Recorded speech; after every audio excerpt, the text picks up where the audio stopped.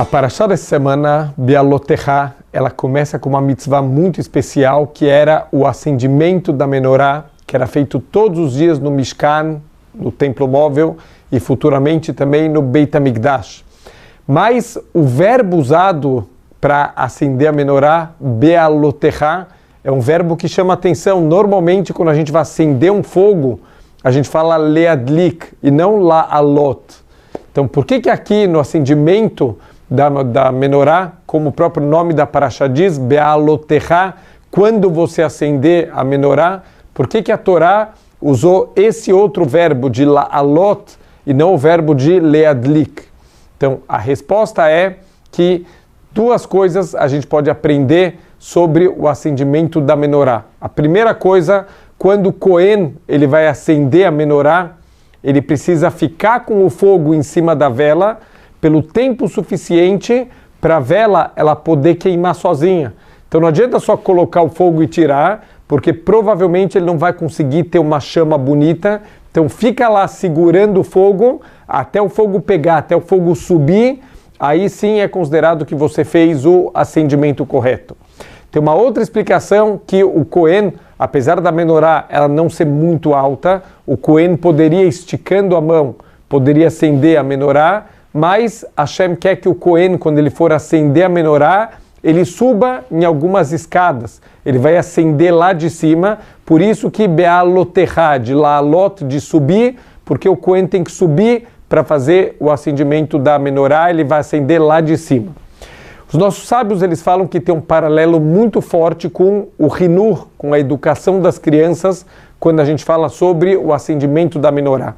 Então, qual é o paralelo que a gente pode trazer para a educação das crianças, tanto em termos dos pais com os filhos, quanto os professores com os seus alunos? Um primeiro ponto é que a gente tem que acender de uma maneira que a luz que está sendo acesa, você tem que segurar o tempo suficiente para ele poder acender de uma maneira bonita. Isso quer dizer que com os nossos filhos, com os nossos alunos, a gente tem que dar para eles o conhecimento de uma maneira que se torne uma coisa viva para eles, não só uma coisa mecânica, ensinar mecanicamente o que tem que fazer, o que não tem que fazer, não.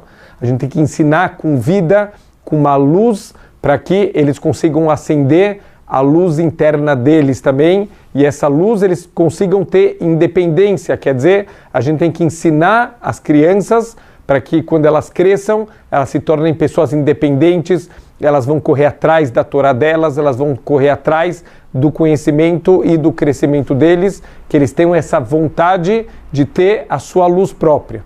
Então esse é um primeiro ponto. E o segundo ponto, por que o Cohen ele precisava subir para acender a menorá? Um dos motivos é que quando a pessoa está olhando a menorá lá de cima, ele começa a ver que, olha, sobraram alguns resíduos, tem algumas sujeiras do dia anterior, e se você começar a acender óleo em cima de sujeira, então com certeza a queima não vai ser a queima mais bonita, mais pura que ela poderia ser. Então o Cohen tinha que subir, porque antes de acender, ele consegue olhar lá para dentro para ver se está completamente limpo e o óleo ele está puro para dar o brilho mais bonito, mais forte possível. Assim também, quando a gente vai educar uma criança, a gente tem que fazer de tudo para tirar todas as influências negativas, todos os pensamentos negativos, que tentar manter a criança no máximo nível de pureza. Quanto mais pureza, maior o brilho da Torá que essa criança vai ter. Então a gente tem que tomar muito cuidado com todas as influências, a gente tem que tomar muito cuidado realmente com tudo que as crianças estão se expondo. Por quê? Porque para fazer o acendimento da Torá dessa criança, quanto mais pura ela tiver, o acendimento ele vai ser mais bonito, ele vai ser mais claro, ele vai trazer mais luz para o mundo. Então a gente tem que saber que essa missão de ser pai, de ser professor, é uma missão que mais do que qualquer técnica exige coração, que a gente se importe com as crianças, que a gente realmente esteja preocupado em educar elas, em criar pessoas melhores que futuramente vão ter a sua própria luz. Conta uma história de um professor, ele estava na sala de aula, isso uma história bem antiga, na época que ainda se usavam as canetas tinteiro.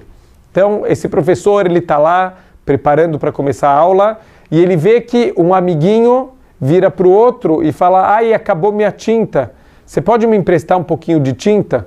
E o amigo vira e fala: não, não posso te emprestar. O professor escutou, não falou nada, passou algum tempo, esse professor, ele chamou o aluno na lousa, desenhou a letra Aleph e perguntou para o menino, falou: que letra é essa? O menino falou: Aleph. Ele falou: não, não.